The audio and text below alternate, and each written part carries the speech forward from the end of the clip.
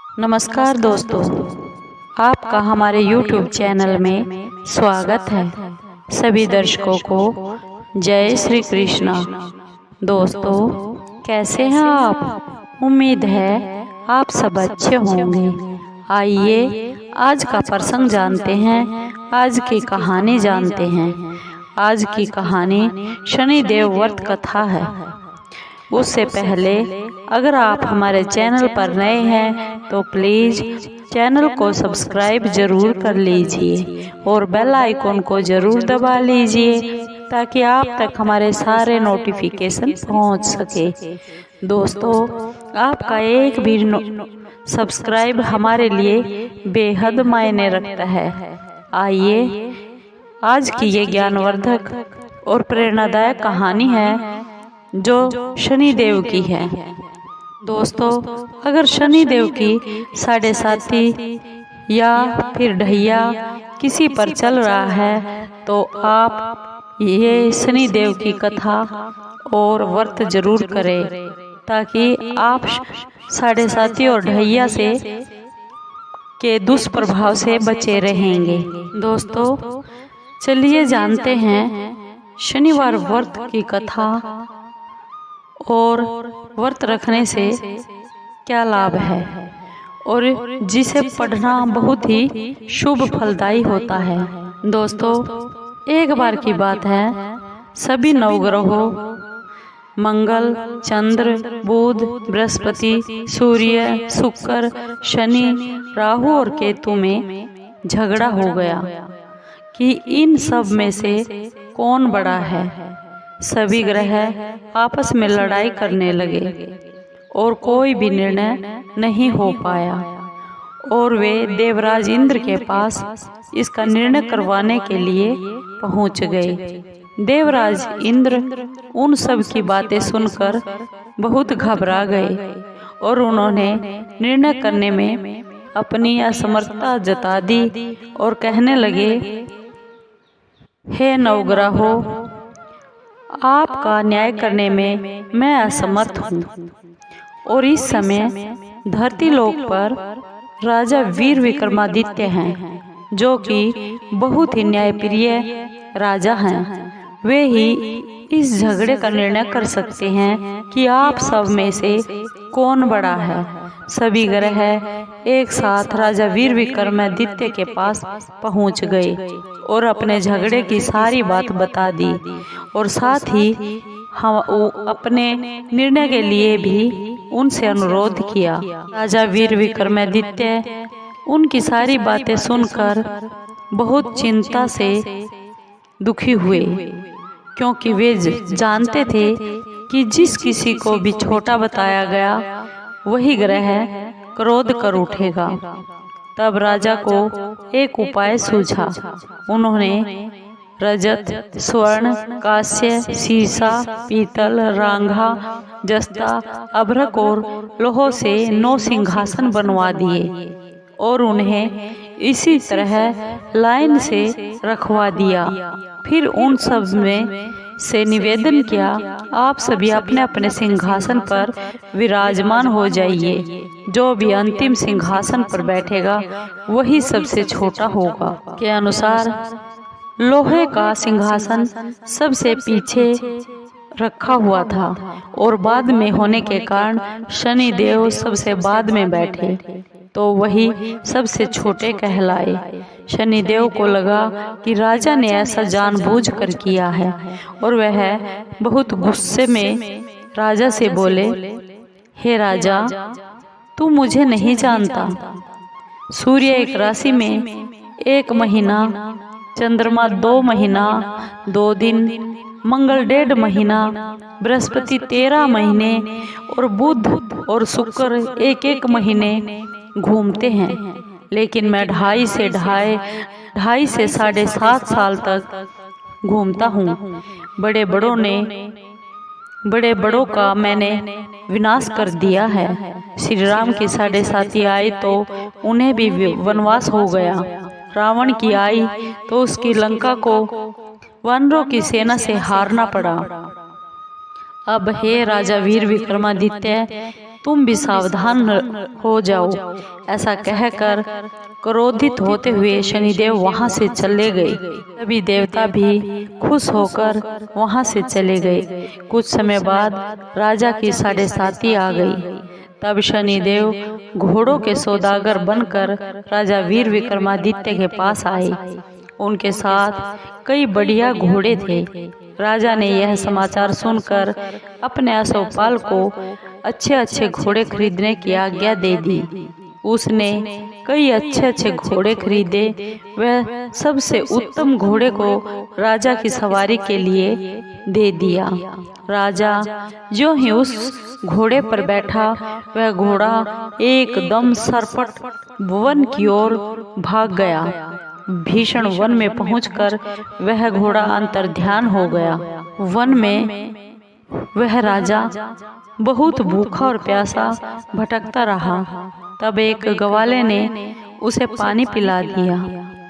राजा वीर विक्रमादित्य ने खुश होकर उसे अपनी अंगूठी दे दी। वह अंगूठी लेकर राजा नगर को चल पड़ा।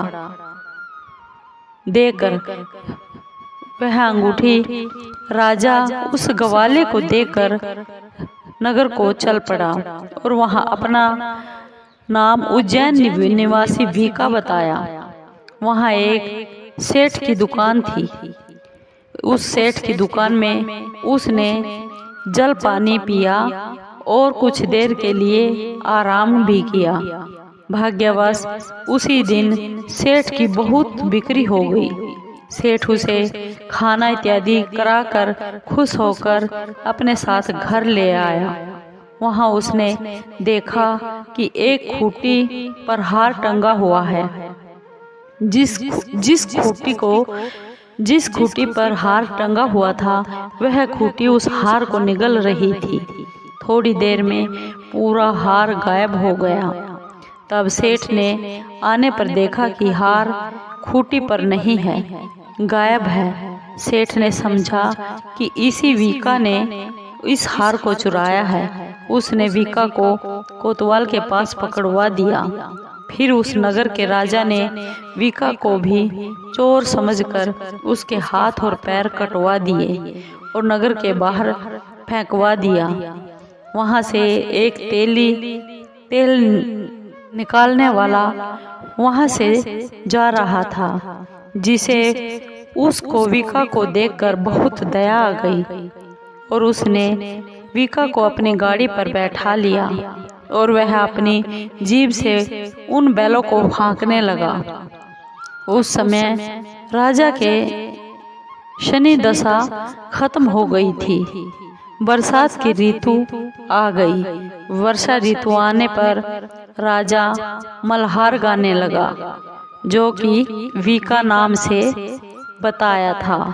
राजा जिस नगर में था, वहां की राजकुमारी बहुत ही मनभावनी को उसका गाना इतना पसंद आया कि उसने मन में अपने प्रण ले लिया कि वह विवाह करेगी तो उस राग गाने वाले से ही करेगी। राजकुमारी ने दासी को राग गाने वाले को ढूंढने के लिए अपने पहरेदारों को भेजा और कहा कि ये राग गाने वाला कहीं भी हो, उसे ढूंढ कर लाओ। एक दासी ने बताया कि वह अपाहिज है, परंतु राजकुमारी नहीं मानी। अगले ही दिन से वह उठकर राजकुमारी अनशन पर बैठ गई। बोली कि अगर वह शादी करेगी तो सिर्फ उसी से करेगी, नहीं तो अविवाहित ही मर जाएगी। बहुत समझाने पर भी राजकुमारी मानी नहीं, तो राजा ने उस तेली को बुला लिया और विवाह की तैयारी करने को कहा। फिर उसका विवाह उस राजकुमारी से हो गया। फिर एक दिन राजा वीर विक्रमादित्य जो वीका था, वह सो रहा था और उसे स्वप्न में शनि देव ने दर्शन दिए और कहा, राजन, देखा तुमने मुझे सबके सामने छोटा बताकर कितना दुख झेला है। तब राजा ने उनसे माफी मांगी और उससे प्रार्थना करते हुए बोला कि हे शनिदेव, जैसा दुख तुमने मुझे दिया है कभी किसी और को नहीं देना। शनिदेव मान गए और बोले कि जो मेरी व्रत और कथा कहेगा उसे मेरी दशा में कोई भी दुख नहीं होगा। जो भी आदमी, जो भी व्यक्ति रोज मेरा ध्यान करेगा और चींटियों को आटा डालेगा, उसकी सभी मनोकामनाएं जीवन में पूर्ण होंगी। और शनिदेव ने राजा को हाथ पैर वापस कर दिए। वह हुई तो आँख खुली, और आँख खुलने पर राजकुमारी ने क्या देखा तो वह बहुत ही हैरान रह गई। विका ने उसे बताया कि वह उज्जैन का राजा वीर विक्रमादित्य है। सभी लोग बहुत प्रसन्न हो गए और सेठ ने जब यह बात सुनी कि वह राजा के पैरों में गिरकर माफी मांगने लगा। राजा ने कहा कि वह तो शनिदेव का कोप था, इसमें कोई भी किसी का दोष नहीं है। सेठ ने फिर भी आग्रह किया, निवेदन किया कि मुझे शांति तब ही मिलेगी जब आप मेरे घर आकर भोजन प्रसाद ग्रहण करेंगे। सेठ ने अपने घर जाकर नाना प्रकार के व्यंजन भोजन बनाकर राजा को खिलाया और सबने क्या देखा कि जो खूंटी हार निगल गई थी वही खूंटी अब उस हार को उगल रही है। सेठ ने अनेक मोहरे देकर राजा का धन्यवाद किया। सेठ ने अपनी कन्या श्री कंवरी से राजा का विवाह करने का निवेदन भी किया। राजा ने इसे सहर्ष मान भी लिया। कुछ समय के बाद राजा अपनी दोनों पटरानियों मनभावनी और श्री कंवरी को सभी उपहार के समेत लेकर उज्जैन नगरी को चल पड़े। वहां राजा के राज्यवासियों ने सीमा पर राजा का और उसकी रानियों का खूब आदर सत्कार किया। सारे नगर में दीपमाला बनाई गई और दिवाली की तरह बहुत ही खुशियां मनाई गई। राजा ने घोषणा की कि मैंने शनिदेव को सबसे छोटा बताया था, जबकि असल में वह शनिदेव सबसे श्रेष्ठ है। तब से सारे राज्य में शनिदेव की पूजा और कथा हर रोज हर शनिवार होने लगी। राजा, सारी प्रजा और खुशी से आनंद के साथ जीवन बिताने लगे।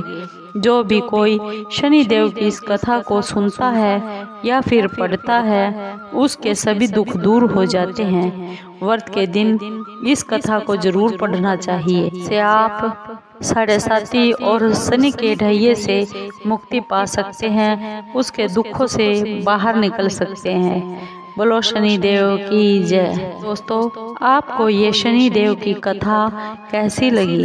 अगर आपको कोई कष्ट है या आप किसी परेशानी से दुखी हैं तो आप शनिदेव की कथा जरूर सुनिए और व्रत भी कीजिए, जिससे आपको दुखों से छुटकारा मिल सके। और अगर आपको ये कथा अच्छी